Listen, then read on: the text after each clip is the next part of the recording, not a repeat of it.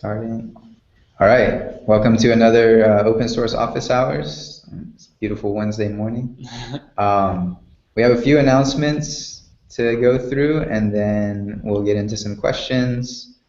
And we also have some pull requests. I'm going to move this up here, and so I'm going to talk through the notes that we're using in the HackPad now. All right. So the first announcement is Nate's been working on some ShareJS bug fixes. Earlier this week and over the weekend, he said he fixed about 6 bugs, like mostly around server-side subscriptions. Unfortunately, the bug fixes led to a memory leak that we experienced in production. So we rolled back to Share 7.5, like it's at 7.10 right now. So we're still like running with some of the bugs that were there before, but he's going to look into the memory leak, ASAP, because we really want those bugs fixed, of course. And sort of along with the memory leak stuff, he actually fixed some memory leaks in the process. There's just some new one that's there, and it's not a very fast-acting memory leak. Like, it took a while for our servers to bloat, but it is there. The way that he shared with us a not new technique, but I don't know if you guys have heard of Replify, but it's a node module that you can essentially include in your project and then pass in some context, and you can connect to it over like Netcat or something, and essentially you get like a JavaScript console where you can interact with whatever context you passed. So if you, let's say, if you include Replify in your, your server-side script or in your express route or something, you can actually, like, let's say, expose the racer store, and then you can inspect the store and like create a model and do whatever you might do to see what's happening in there. See what what's referencing it, just like you would in the JavaScript console in your browser, but you can do it in a running node process. So he said it was much more convenient to get to the bottom of a couple memory leaks than doing a heap dump, because a heap dump gives you everything, like everything that's in memory. You have to dig through all this crap, but you can interactively debug and log stuff out. So linked to it in the notes, it's interesting. So another announcement is that Will has been working on cross-browser compatibility. Do you want to say a few notes about what you committed? So more or less, process was kind of just like loading up Derby examples and test cases and getting all those working in Opera, Safari, Chrome, Firefox, and IE. So IE is a little bit special since like it doesn't have a good auto updater, or it might have one now, but like a lot of people and like government people use older versions of IE, and so that, and like and governments are like typically don't update software very often just because of the security scares. So and just policies and stuff. So we have to support older versions of IE. I got it working in IE 11 through 9, and but all the other browsers we kind of just decided to go with the latest, just since most people using those browsers keep them up to date, and really there's no reason to have to support like too many back versions of it. So so we got all those working. It involved like a few minor changes, but it's mostly detecting, those changes are detecting it like on a feature by feature basis, so it shouldn't affect shouldn't break any existing code basically, and it's only just adding extra compatibility for IE9. Cool. Yeah. So I put a pull request section and linked to the 2 things that were there, and so they were merged in. Not sure if they've been published now. I don't think they've been published. They'll be in the next NPM push, though. Yeah. Yeah, so that's cool. And over the weekend, I made a new racer example. It's JSON. It's just called JSON. So right now there's pad, to-dos, and JSON. And so what that is just a instead of a text editor where you edit just a text string, you can edit a JSON object, and then it will sync that JSON object across the two or whatever browser windows.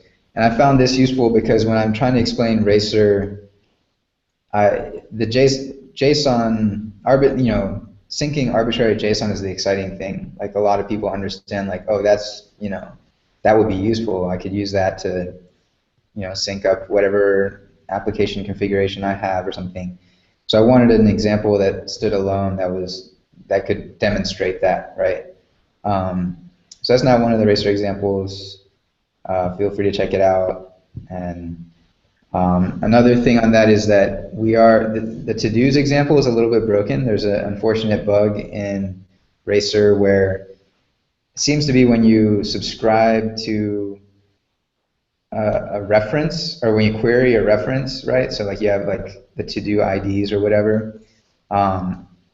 When you add a new item, it will get this unhandled document message error that you may have seen before.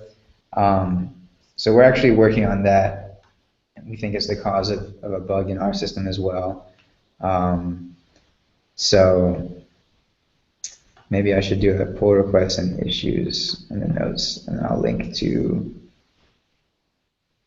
the issue being tracked in a little bit.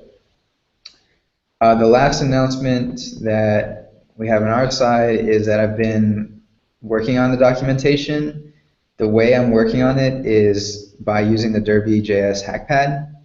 So if you look in the notes, I've created two, and I'll put the notes in the chat, and they'll be linked in the YouTube video.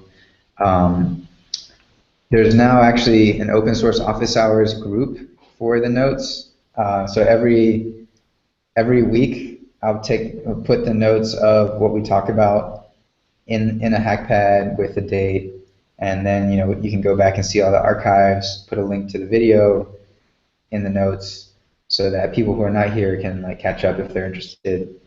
And we took it off the blog because it was kind of happening so often that all our blog posts were just getting drowned in I mean, this is super exciting and interesting, I think, but I think this is a better way because now other people taking part can also add notes, so that's cool. And then I made a documentation group which you can click on. So there I've made like a Derby site outline where I'm outlining like the page, like the navigation structure, and then I'm gonna link to each hackpad for each of those pages, where then outline the content there, because we want to finish out the API reference that we have in the docs right now, and then we want to make a guide, which will be more like a long form book kind of thing that you could read to learn and understand Derby, and it would give you much more context than like an API reference would. And we'll probably also have like some tutorials and like resources and stuff like that where we can point to like the awesome decision mapper Derby tutorial and yeah, anyway, like there's a bunch of sites, a bunch of places that will want to do stuff, community modules, community articles, that kind of thing. So I'm just going to work on that in the open. Feel free to jump in and like make suggestions or edits, and I'm just going to be trying to fill that out as quick as possible, and then we can put it into the Derby site, which is already powered by Markdown a lot, and I think we can make a much more comprehensive experience for people trying to get into Derby. So yeah, I'm excited about that and the progress there. Yeah. So why don't we switch over to question mode and Pavel, if you want to kick it off, if you have any, I know Nate's not here, and he's usually the all-knowing one. But even if we just take down the question and like put it in front of him later, we can get it out there. And there's a chance Will and I might know. I mean, we're learning more and more Derby as we go. So. Yep, I actually have a question to Will. Did you check how the Derby is working on the mobile platforms, like Android specifically? I'm going to be doing that today, actually. So yeah, I'm going to be checking for mobile support soon. It's in the works. Cool. Well, I know that we were using our app in Derby 0.5. We had a couple of use cases when students were using iPads, and it was working pretty good. But Android had some issues, like older versions of Android, maybe 4.0 or so. Yeah. 4.0, 4.1, there may be issues with those ones. Yeah, I think like yeah, mobile is kind of one of those things where because the events are kind of weird and like they simulate the same events for the most part, but like just some minor things like scrolling and touch events and things kind of differ a little bit subtly on mobile. So I'll definitely like look into it and see if we can get it working. It should be fairly straightforward to hook up, I think. Yeah, I made an app, I think I mentioned a little while ago, where we mainly use it on the iPad, and I didn't really run into any problems. I also didn't use all the features or push it very hard, but I was just like using touch events and stuff and dragging elements around and yeah, I mean. iPad is also iOS from, I guess, from the 6th version. It was working good with Derby. It was playing well. Cool. And I think like there should be no problems with iOS since everyone, like most of the people are upgrading iOS much more frequently than the Android. And most of them are on like iOS 7 or more. And like iOS 7 has a pretty good browser, so everything is supported. I think I'm not sure if it's changed at all, but I remember in like starting from Android version 4 or so, I think they were switching from like the Android browser to just having Chrome as like the default browser. So now I think like a lot of Android phones will probably work fine now that like Chrome is kind of the de facto standard, and they update they update like the rendering engine and stuff a little bit faster, I believe. So it should be much better supported now that just like the state of mobile has kind of changed, I think. Yep. Oh, one thing I know won't work with your iPad.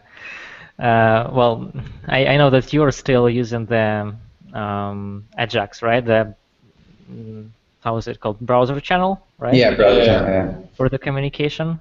So when you're going to try it on iPad, you will see that images are not loading because iOS has this stupid limit on only one connection that it can do in one time, in single time. Oh, yeah. So like this is kind of a problem. Well, I know that you worked around this by having lots of different subdomains, right? That's how you work around this stuff. But because actually it was even on Chrome. I think most browsers you can only have 6 open connections. Yep.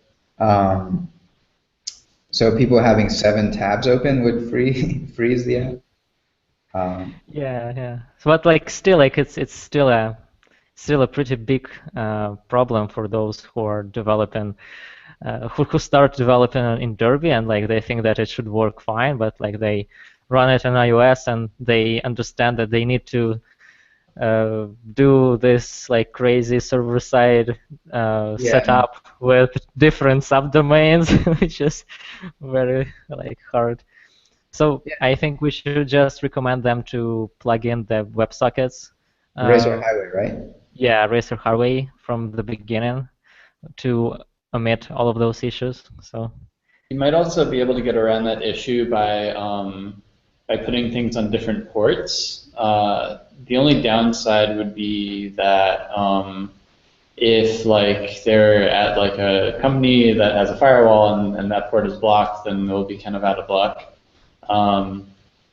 Yeah, but I believe I know I remember way back in the day, like you can only have 2 active connections open. Now they upped it to 6, I think, because computers got faster. But yeah, I have a feeling like ports might be another way of getting around it. I haven't tested it though. Mm-hmm. Yeah, but I think you're right. We can recommend Razor Highway, and I want to start. I haven't paid attention to it yet, but getting like Derby Starter, I would like it to not depend on Redis by default, and it should probably use Razor Highway by default. And I think the generator, the Derby generator Derby does use Razor Highway by default. I'm not sure. Yep, it uses. So anyway, it's just a matter of like cleaning up. I also want to clean up the examples to match like the latest things that we find to be the best practices, right? Because that's where people start. Yeah. So we just, now that we have a little bit more time over here to focus on that kind of stuff, I think, that'll be part of the process of improving the documentation.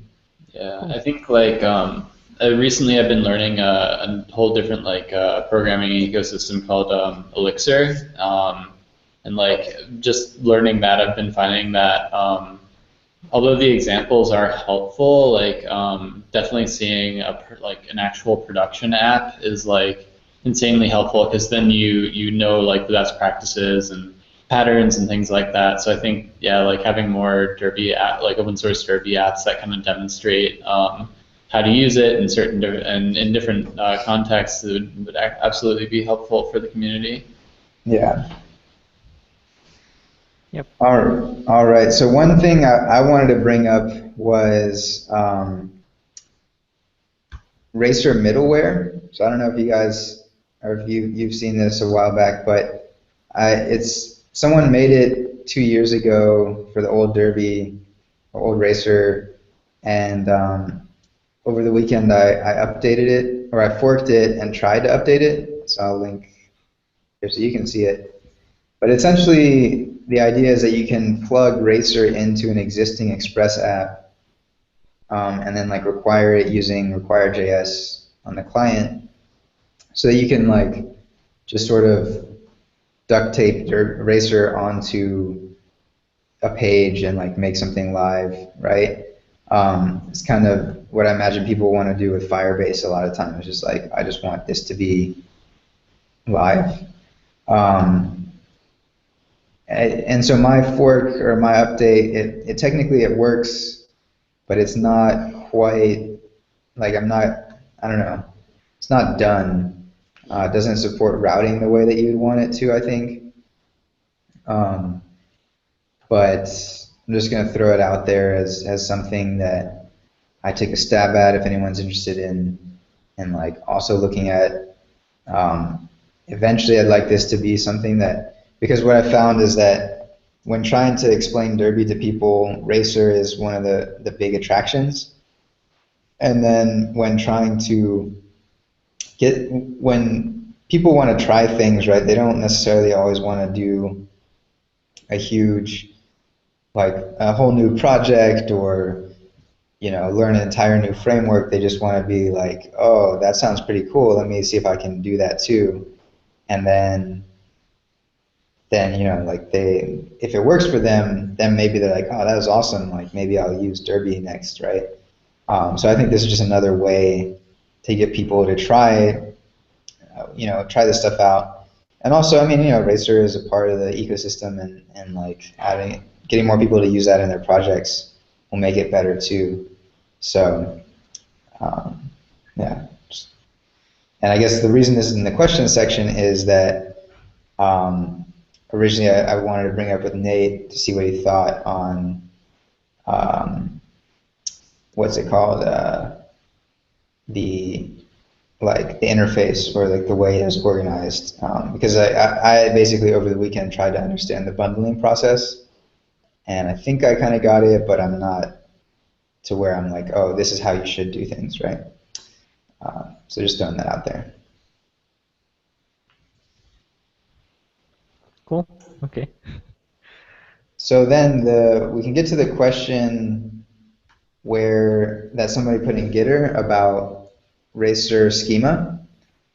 And so it's in the notes, but they're essentially trying to catch validation errors on the client. So like they have inputs in a form that they rendered using an each loop, and the server validates correctly, like it doesn't let some data be submitted if someone inputs something invalid. But they're trying to listen on model.on error, and they can't seem to figure out which input it was that led to the invalid data because of the each loop. Like the context gets messed up. And so they made their own little component so that they can render like each input as a component, and that way like they're inserting much more manual control, I guess, over the scope and what's being rendered. So they were wondering if like they had their approach in their component, but it'd be nicer if they didn't have to do that and could just use inputs, as is, and get that. So well, I don't think it's possible to do, because it's part of the ShareJS functionality. Like if we prevent changes at Racer, share access works on the it's Racer schema. Racer schema works on the pre-submit hook. So before submitting, it works, I guess, synchronously, right? The pre-submit hook is synchronous in Share, right? Right. So we can just like automatically ShareJS does revert the operation. We can't make it go through. I think it reverts it. It's a question to, I don't know. Well, but isn't it that like, so he's happy with the fact that it doesn't go through, right? And then, but I think what he's trying to get is like which input gave the bad data. I think he also asked that he doesn't want it to roll back. Oh, he doesn't want it. Yeah, how can I prevent this rollback operation and inform the client that this operation is in error? So on the client, he wants to keep the changes that were invalid because server denied those changes, and he wants to actually keep them on the client, but show the error that you can't do this. Oh. So it's more of a share question. It's more a question to Joseph or like to Nate. Right, but it may just be that the way he's trying to, like, what he wants isn't supported by the way he's trying to do it, right? Like, yeah. I just need better application logic. Yeah, to validate on the client. That's right. It's more of like I was trying to do something like this. I am trying to write some kind of CMS for this kind of stuff on Derby, and what I came up with is I wrote kind of like a form builder that uses the JSON schema 4, which is also used by the Racer schema. And like the right way to do this is to have some kind of a client library which can also accept the JSON schema 4 validation rules. So you can kind of like build your form from the provided JSON schema. And this way it can, like, you can have some kind of a client library which checks against this schema that you provided it, and it can check it on client side before actually trying to submit it to the server side. So this is kind of like the right way to do this, but there is no existing implementation for it yet for Derby. Right. So this person who is asking this will have to write something himself. Right. So it's kind of like a tandem. He'll have to use it in tandem. Like first, the client side should be checked against this schema, and the server side also. It like the code reusage, like he can reuse the code in the sense that the schema is going to be the same. So he can just reuse the same schema on the server and on the client. But there is no way for the server side to do what he wants to, unless we're going to change the actual ShareJS implementation. Cool. All right. So maybe, and if he figures out like this sounds like it could be an interesting Derby component, maybe like a client side form, like a form or a client side validator that would then take the same schema as Racer schema. Yes. That's kind of an idea I was working on, but I have a prototype on this, but I don't know how far is it going to go. Is it going to go to such a state that it is going to be ready to be open sourced? Because right now it has some specific stuff this is built for our project. So I'll need to spend some time to make it actually open sourceable without our own dependencies. Right. Cool. Well, I took these notes and we'll share them in the channel. Yeah, do you have any more questions that we want to take down, or? No, I don't. You said there are plenty of questions that people have asked. Did we answer all of them already? Well, we just kind of went through the ones I had taken notes. That was the main one. Multiple click handlers. Oh yes, so that one we can talk about for a second. I think you can do this. I think it's supported. Yeah, you can. Yeah, so you can use commas because, and Nate explained this, that Derby templates support everything that is not an assignment and not a statement. So all JavaScript that is not an assignment or not a statement. So this is an expression, like a comma expression, will evaluate the two things and return the value of the last one. So you can call multiple functions in the click handler. So yeah, there's something I wasn't aware of that someone used, and I was like, oh, that's sweet. Although whether or not it's a great idea to do this, because it's very logic-y looking, Nate says. I don't know, but for doing something like adding tracking, like we recently instrumented some Derby plugins in our own in our app that make it really easy to do like page.track or page.log that sends stuff to like another service to track. Sometimes you might want to call those functions in the template because it's just like someone clicks on something and you want to track the fact that they clicked on it. You could just use a comma and like call the logging function rather than having to add it to your code, which may or may not be stylistically a good idea, but it's possible. I also know, like, so I'm collecting, I've been going through the Racer issues, well, all the project issues, but mostly Racer and this week, trying to triage them to put them in front of Nate in like a reasonable order, closing ones that are kind of definitely outdated. So I'll just be doing that like every couple of days, just seeing what I can do about issues to clean them up, and then escalating the ones to the people on our team, like that might be best able to help out. And also, I'm starting to keep tabs on Stack Overflow. So like I'm subscribed to the RacerJS tag and the DerbyJS tag.